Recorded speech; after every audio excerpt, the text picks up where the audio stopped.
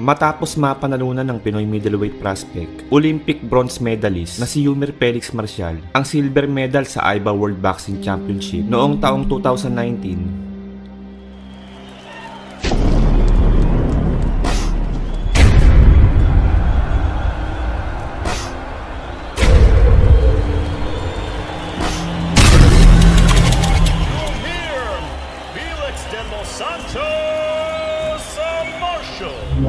Isang taon lamang ang nakalipas ay nagpasya na itong pasukin ng professional boxing kung saan pumirma ito ng 6 na taong kontrata sa ilalim ng pangangalaga ng ating pambansang kamao Manny Pacquiao sa MP Promotion. Sa unang sabak nito bilang isang professional boxer noong 2020 ay unang nakasagupa nito ang Amerikanong si Andrew Whitfield para sa isang 4 rounds middleweight bout. May kartadang 3 wins, 2 knockouts at may isang talo lamang. Bagamat sa labang ito mga brad ay hindi nagawang mapabagsak ni Marcial ang kalabang Amerikano, ay isang impresibong performance pa din naman ang kanyang naipamala sa laban. Gamit ng kanyang matutulis na jab at left hook ay nag-iwan nga po ito ng marka sa mukha ng kalaban.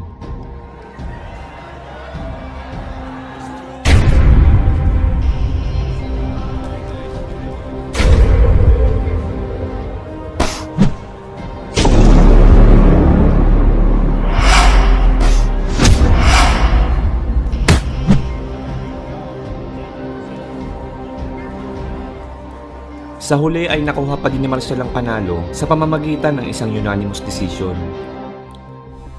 Mahigit isang taon lamang ang nakalipas matapos namang masukit ang bronze medal sa Tokyo Olympics. Sa kanyang ikalawang laban bilang isang professional boxer ay sunod naman itong itinapat sa hard puncher ng Amerika na si Isaiah Hart para sa isang 6-round super middleweight bout. May kartadang 6 wins, 4 knockouts, 2 talo at 1 tabla. Bagamat sa labang ito mga brad ay yamado pagdating sa skills itong ating pambato na si Yumer Marcial, ay hindi din naman dapat basta-bastahin na lang itong American fighter na kalaban. Sapagkat kung physical advantage naman ang pag-uusapan ay walang duda na yamadong-yamado po itong si Isaiah Hart. Napakatangkad po nito, may taas itong 6'2 na may reach na 73 inches. Samantalang si Yumer naman ay nasa 5'8 at may reach na 68 inches lamang.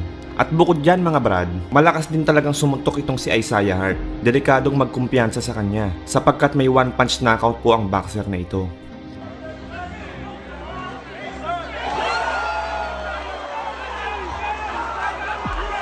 Sa katunayan mga brad, sa kanilang naging laban ni Marcial ay ipinatikim nito ang bagsik ng kanyang mga kamao. Sa first round ay nagpakita na agad ng pagiging agresibo ang ating pambato. Inatake na agad nito ang kanyang kalaban na si Isaiah Hart. Pero laking gulat ng mga manonood dahil tila nagkamali ng pagkalkula itong si Marcial sa kanyang distansya. Sa haba ng galamay ng kalaban ay hindi inaasahang kumonekta nga po ang right straight ito kay Marcial. Wow!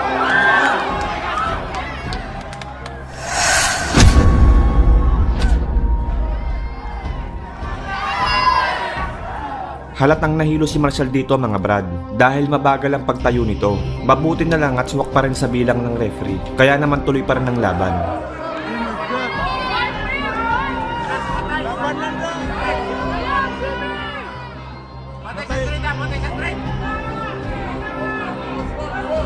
Natimingan no.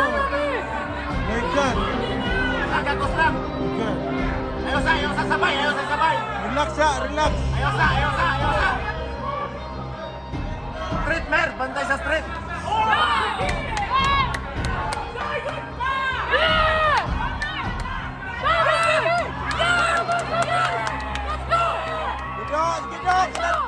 Let's go.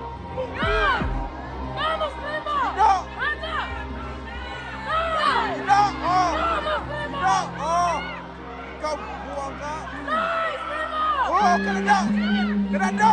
Body boom! Boom!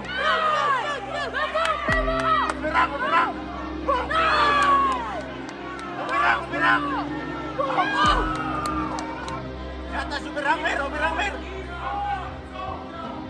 oh! Double jump! Boom! Boom!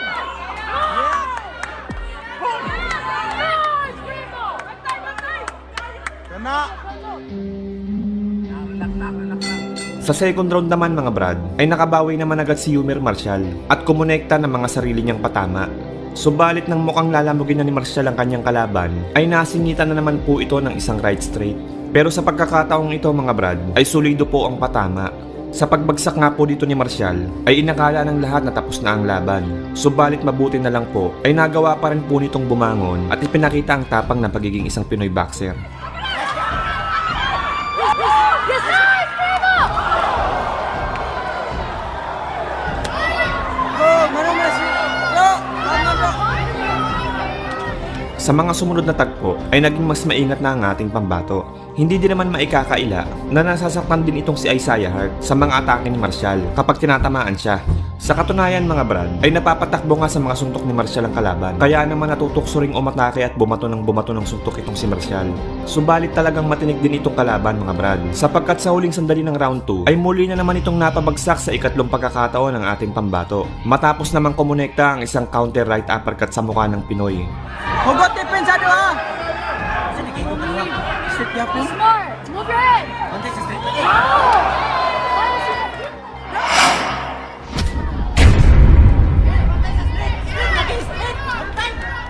Maswerte na nga din po itong si Yumir sapagkat hindi masyadong masipag sumuntok ang kanyang kalaban. Pag bumira ay pa isa-isa lamang. At yan nga po ang sinamantala ni Martial sa laban. Dahil kahit papano ay tila binibigyan siya ng pagkakataon nito upang makarecover sa laban.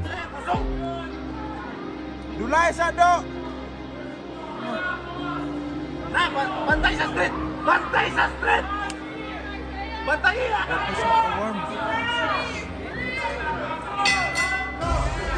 Sa round 3 ay medyo na-dominate ni Martial ang laban. Dahilan upang ibigay ng hurado ang 10-9 score para kay Martial. Hands up!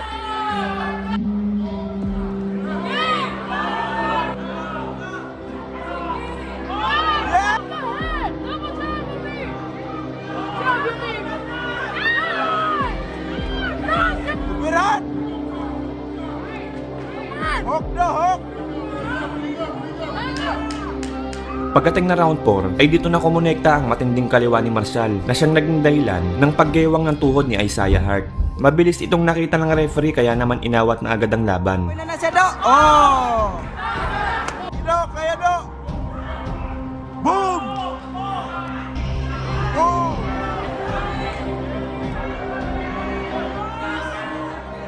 Hands up! Hands up!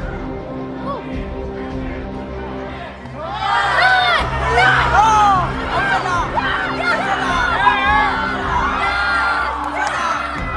At dahil nga po dyan mga brad, ay nabalutan ng kontrobersya ang laban. Ayon pa nga mismo sa isang writer ng The Ring Magazine na si Ryan Sunggalya, ay medyo maaga ang pag-awat ng referee. Bagamat lamang si Isaiah Hart sa scorecards na may 29-26 sa lahat ng mga hurado, pinuna nga po ni Ryan Sunggalya na walang nag-score ng 10-8 round para kay Isaiah Hart noong first round, kahit pa naka-score ito ng knockdown. At ito po ang official scorecard ng laban ni Yumir Martial at Isaiah Hart. December 4, 2016, nang dumayo sa Osaka, Japan, ang tubong Davao del Sur, Pinoy undefeated prospect na si JR Inson, nabitbit ang perfect record na 13-0 upang sagupain ang Japanese fighter na si Ryota Yada na may kartadang 12 wins, 10 knockouts at 3 talo lamang para paglabanan ng bakanting WBO Asia Pacific welterweight title. Kung ating pagbabasihan ng kartada ng dalawang fighter ay malamang sa unang tingin ay iisipin yung yamado sa laban ng ating kababayan. Pero sa totoo lang mga brad, sa labang ito ay mas dihado ang taga Davao del Sur. Sapagkat bukod kasi sa hometown advantage, ay natural na welterweight po itong Japanese na Hapon. Na ang ibig sabihin mga brad, baluarte niya talaga ang dibisyon na ito. Samantalang si Inso naman, bukod sa ito pa lang ang kanyang kauna-unahang beses na dadayo siya sa labas ng ating bansa, ay ito rin ang unang beses na mangangampanya siya sa 147 pounds. Sapagkat sa 135 pounds lightweight division po talaga ito lumalaban. Bali kung tutuusin mga brad, nilaktawan ni Inso ng junior welterweight para lang makalaban itong Japanese fighter. Bukod dyan mga brad, ay may kabigatan din ang kamao nitong makakasagupan niya na si Yada. Sa katunayan nga po, sa kanyang huling 8 laban, ay lahat po ito ay tinapos niya sa pamamagitan ng knockout at stoppage.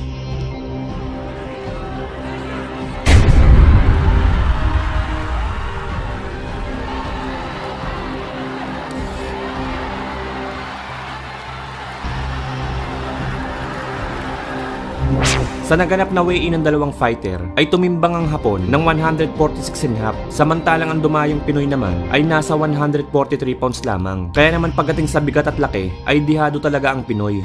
Pero ganun pa man mga brad, kahit na tila pumasok sa Kumunoy ang ating pambato, ay nagawa pa rin naman itong manggulat sa laban. Sa early rounds ay nagpakita agad ng pagiging agresibo ang hometown fighter. Samantalang ang taga Davao del Sur naman ay tila nakikiramdam pa lang kung gaano ba kalakas ang kalaban.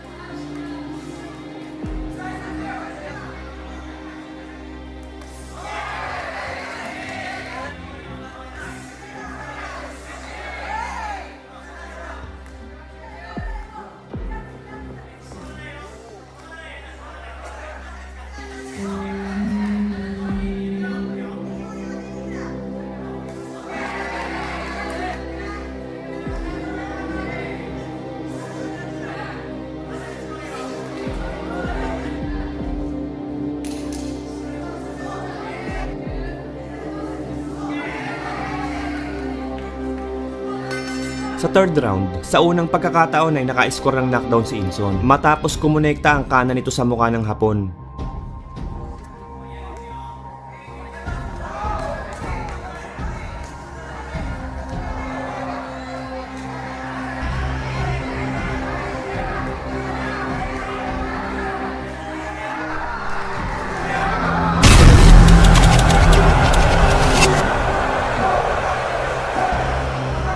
At bago mag-resume ang laban, ay tinawag muna ng referee ang doktor upang tignan ang cut sa kaliwang kilay ni Yada. Pero agad ring ipinagpatuloy ang bakbakan dahil ayon sa doktor ay maliit lamang ang bitak at hindi pa naman ito nakakasagabal sa paningin ng tiga Osaka.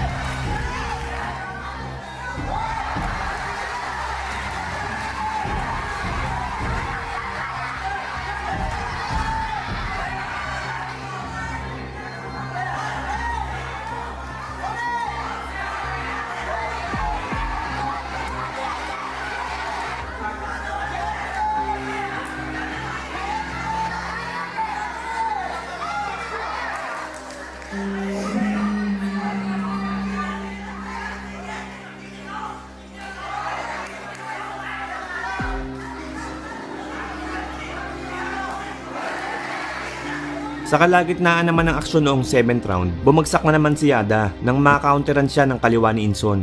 Pero katakataka na hindi ito binalangan ng referee.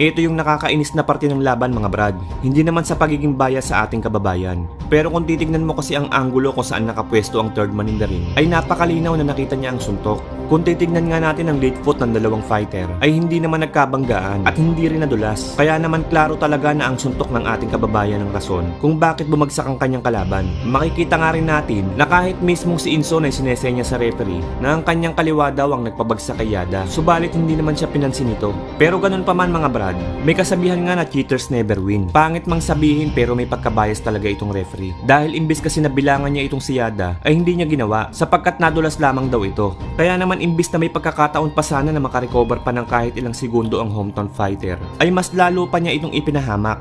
Kaya naman nang muling kumain ng suntok ang hilupang si Yada, ay muli na naman itong natumba. Buti na lang sa pagkakataong ito ay binilangan na siya ng referee sa wakas. Nagawa pa naman itong tumayo at magpatuloy. Pero ilang segundo lang ang nakalipas, ay muli na naman itong bumagsak. Kaya naman sa pagkakataong ito, ay dito na nagdesisyon ng third man in the ring na itigil na ang laban. Panalo ang ating kababayan via 7th round technical knockout.